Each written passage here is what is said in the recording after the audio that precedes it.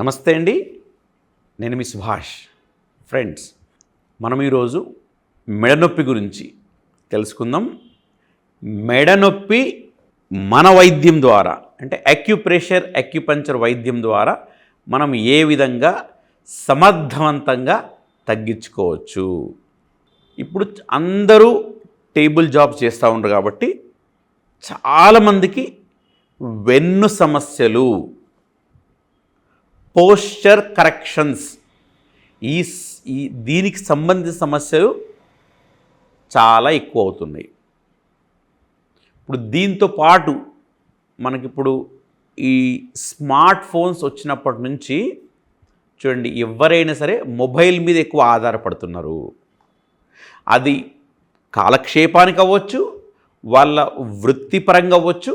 ఎక్కువ మనకు మొబైల్లో ఉండే ఈజీ యాప్స్ వల్ల అంటే మన వర్క్ ఈజీగా మనం చేసుకోదగ్గ ఫ్రెండ్లీ యాప్స్ ఈజీగా మనం యాక్సెస్ చేయొచ్చు కాబట్టి, అండ్ మొబైల్ ఈజీ క్యారీ చేయొచ్చు కాబట్టి దాని నుంచి మొబైల్ని మనం అనేక సందర్భాల్లో వాడుతూ ఉన్నాము.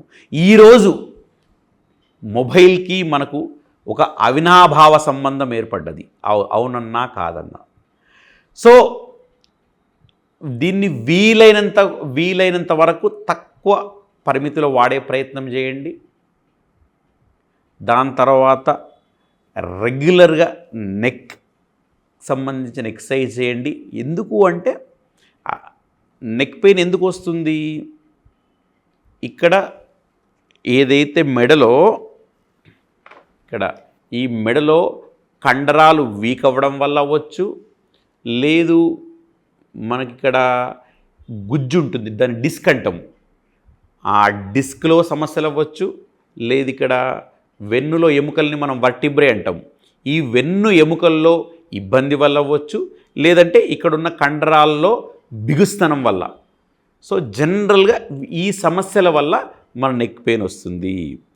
నెక్ పెయిన్ వచ్చినప్పుడు లక్షణాలు ఏ రకంగా ఉంటాయి? ఇక్కడ నొప్పి ఉండొచ్చు, లేదు తల భారం ఉండొచ్చు, హెడేక్ ఉండొచ్చు, లేదంటే ఈ భుజాల నొప్పి ఉండొచ్చు, లేదంటే చేయంత లాగొచ్చు, చేతుల్లో తిమ్మిర్లు రావచ్చు, ఏదైనా పట్టుకుంటే వస్తువు పట్టుకోలేకపోవచ్చు, అట్లాగా ఈ కిందికి ఈ ఏరియాలో పెయిన్ ఉండొచ్చు. ఇవన్నీ జనరల్గా వచ్చే లక్షణాలు, సిమ్టమ్స్. దీనికి కారణం ఎక్కడుంది? అంటే ఇక్కడ డిస్క్ బల్జ్ అవ్వడమే చాలా సందర్భాల్లో మనం ఈ మధ్య కాలంలో మనం చూస్తున్న పరిస్థితి ఉంది. లేదంటే ఇక్కడ ఉన్న ఈ లోకల్ మజిల్స్ స్టిఫ్ అవ్వడం వలనో, లేకపోతే ఈ మజిల్స్లో స్పాజమ్ ఎక్కువ అవడం వలనో మనము నెక్ పెయిన్కి గురవుతూ ఉన్నాము. సో నెక్ పెయిన్ వచ్చినప్పుడు మనం ఏం చేయాలి అంటే, మన వైద్యం ద్వారా నెక్ పెయిన్ని సమర్థవంతంగా ఎదుర్కోవచ్చు. మన అక్యుప్రెషర్ అక్యుపంక్చర్ ద్వారా స్పైన్ ప్రాబ్లమ్స్ని సమర్థవంతంగా మనం తగ్గించడానికి అవకాశం ఉంది. ఒకవేళ పేషెంట్ మన దగ్గరికి వచ్చాడు అనుకోండి క్లినిక్కి, మనం అప్పుడు పేషెంట్ డయాగ్నోజ్ చేశాక ఈ నెక్ పెయిన్ రావడానికి కూడా లోపల ఆర్గన్ లెవెల్లో ఏ ఆర్గన్లో ప్రాబ్లం ఉంది అంతవరకు మనం డీప్ అండర్స్టాండ్ చేసుకుంటాము. ఇక్కడ నొప్పి వచ్చిందంటే కారణం ఇక్కడ కాదు, కారణం ఆర్గన్ లెవెల్లో ఉంది. అక్యుప్రెషర్ అక్యుపంక్చర్ ఏమి నమ్ముతుంది? మనకు శరీరంలో ఉన్న ఆర్గన్స్లో ఇబ్బంది వల్లనే మనం జబ్బులకు గురవుతాము అని చెప్పేసి. అది మెడ నొప్పి కావచ్చు, మోకాలు నొప్పి కావచ్చు, నడుము నొప్పి కావచ్చు.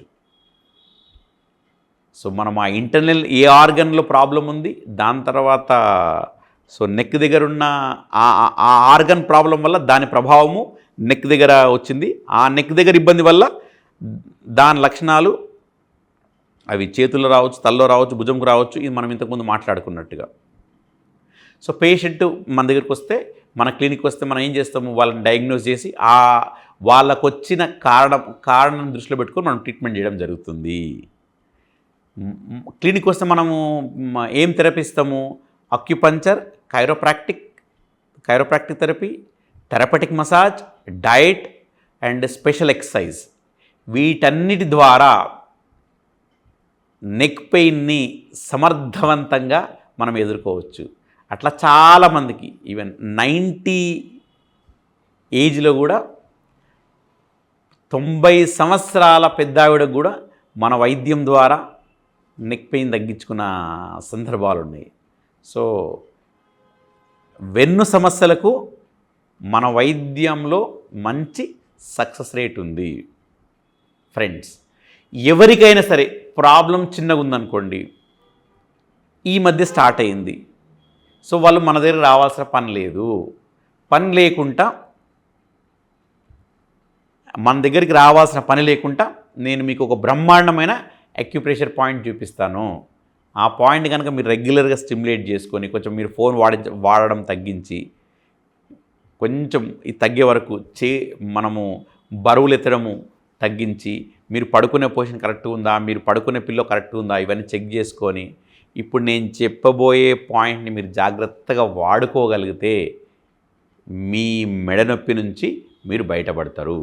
ఈ పాయింట్ లెఫ్ట్ హ్యాండ్లో ఉంటుంది, రైట్ హ్యాండ్లో ఉంటుంది. ఎక్కడ ఉంటుంది? థమ్ ఫింగర్లో ఉంటుంది. థమ్ ఫింగర్కి బ్యాక్ సైడ్ చూడండి, ఈ 2 జాయింట్స్ మధ్యలో ఉన్న ప్లేస్ ఇది. ఇక్కడున్న పాయింట్స్ అన్నీ మన నెక్లో ఉన్న సమస్యను సమర్థవంతంగా ఎదుర్కోగలుగుతాయి. ఇదిగోండి, సేమ్ అట్లా ఈ హ్యాండ్లో కూడా ఈ కంప్లీట్ ఏరియా. సో మీరేం చేయొచ్చు? ఇది చూడండి, మీ గ్రీన్ కలర్ అన్నది ఓన్లీ ఆ పాయింట్ని లొకేట్ చేయడానికి మాత్రమే కలరు. సో మీరేం చేయొచ్చు? ఇలాగ నొక్కొచ్చు. లేదంటే మీరేం చేయొచ్చు? ఇలా పెన్సిల్ తీసుకొని మీరు ఇట్లా ఎక్కడైనా కంఫర్టబుల్ పెట్టుకోండి. మీకు అర్థం కావడానికి నేను ఇట్లా చూపిస్తున్నాను అంతే. లేదంటే ఇట్లా పెట్టుకోండి. ఓకే, లేదు పెన్సిల్ లేదు మీకు, సో అప్పుడు మీరు ఏం చేయొచ్చు? పెన్సిల్ మీకు అందుబాటు లేదు, అప్పుడు ఏం చేయొచ్చు? మీరు ఇలా నొక్కొచ్చు, ఇలా నొక్కొచ్చు,